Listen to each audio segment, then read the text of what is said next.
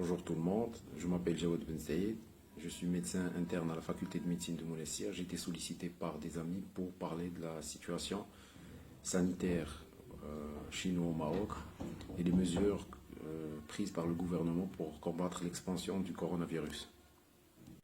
Donc, concernant les mesures prises par le gouvernement marocain, dès le début de l'expansion de la pandémie du coronavirus, le Maroc il était encore en phase 1, c'est-à-dire on était encore à 37 cas.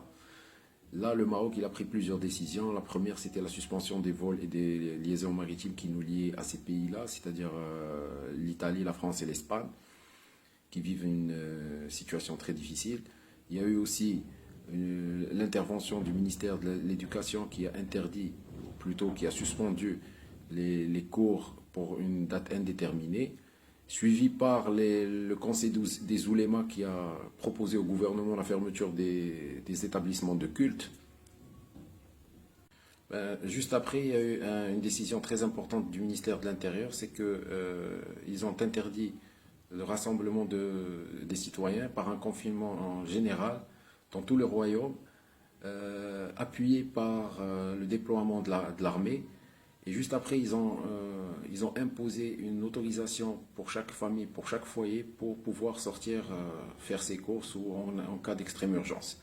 On ne peut pas se déplacer d'un quartier à un autre, on ne peut pas se déplacer d'une ville à une autre ou d'une région à une autre sans autorisation spéciale des autorités.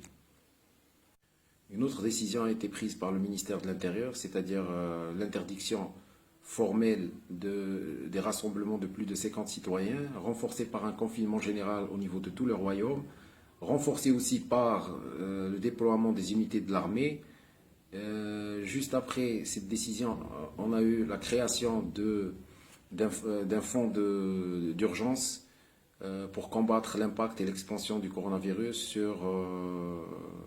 sur l'économie nationale et sur la qualité de vie et la situation sanitaire du royaume. Ce fonds a vu l'afflux de plusieurs dons, celui de Sa Majesté le Roi, 200 millions de dollars, ainsi que plusieurs hommes d'affaires de renommée internationale et nationale, avec des investisseurs, des entreprises, des citoyens lambda.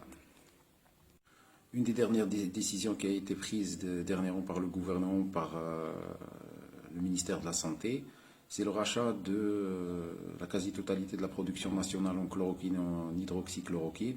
Et maintenant, c'est le traitement officiel des cas de coronavirus au Maroc. Sinon, j'espère pour nos deux peuples, tunisiens et marocains, qui vont tenir bon, qu'on va s'en sortir finalement vainqueurs de cette pandémie. Bon courage, bonne chance, restez chez vous.